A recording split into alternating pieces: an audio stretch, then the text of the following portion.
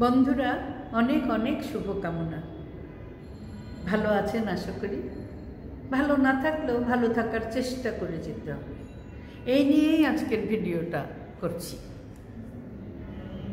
আমার কলেজ লাইফের এক বন্ধুর সাথে কথা হচ্ছিল, অনেক বছর পরে কথা হলো, তাও টেলিফোনে।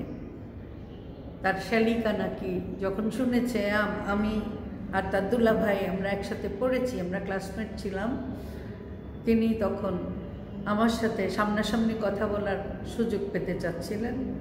তো আমার সে বন্ধু আবার আমাদের আরেক বন্ধু, যে সদ্য প্রাক্তন চেয়ারম্যান অফ চিটাগাং বোর্ড, তার কাছ থেকে আমার ফোন নাম্বারটা নিয়ে শালিকাকে দেবে আর কি। দেওয়ার আগে আমাকে ফোন করলো, ফোন করে বলে, মার্লিন অনেক কষ্টে আছি রে বন্ধু। বললাম, কী কষ্ট বন্ধু?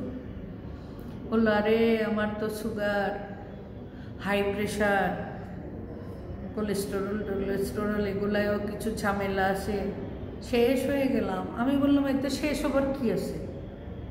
তুমি তো আমার চাইতে অনেক কিছু মার্কসে কম আছো। বলে মানে?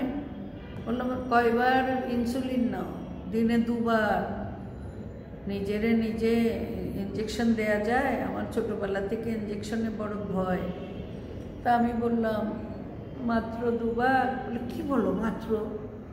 আমি বললাম, হ্যাঁ, আমি তো অনেক বছর ধরেই 2 বার ইনসুলিন নিতে হয়েছে আমার। তবে যখন করোনা হলো, করোনার ওষুধের ডোজে নাকি যাদের ডায়াবেটিস না থাকে তাদেরও সুগার বেড়ে যায়, সুতরাং আমার আরও অনেক বেড়েছিল। আমাকে তখন দিনে 5 বার দেওয়া হলো।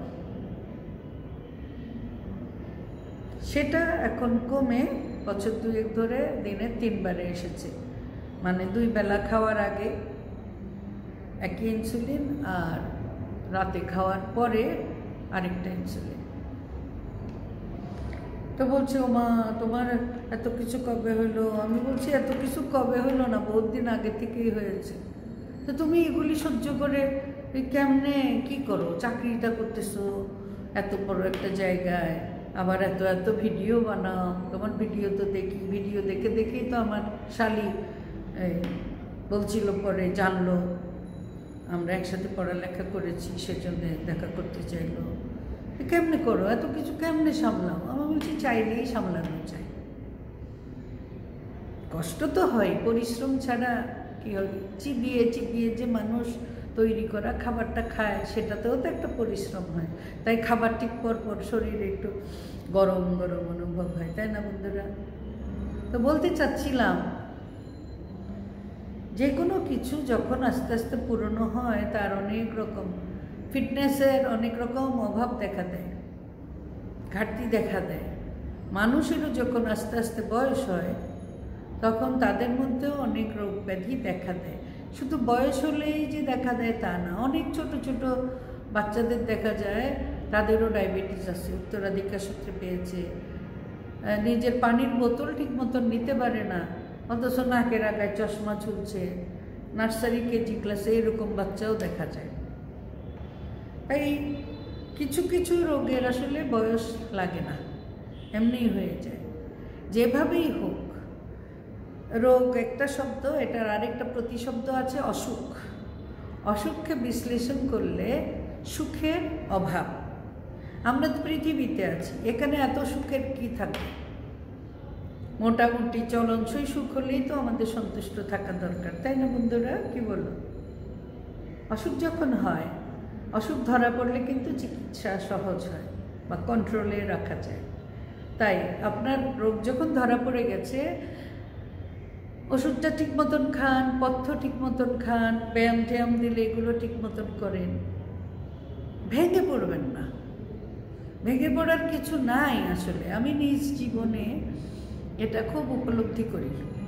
আমি আমার এই বাধাগুলোকে অতিক্রম করে কতটা আনন্দে, কতটা সুন্দরভাবে বেঁচে থাকা যায়, সেই চেষ্টায় নিজেকে নিয়োজিত রাখতে চেষ্টা করি, এবং আরও চেষ্টা করি আপনাদের মাঝেও সেই আনন্দটা ছড়িয়ে দিতে।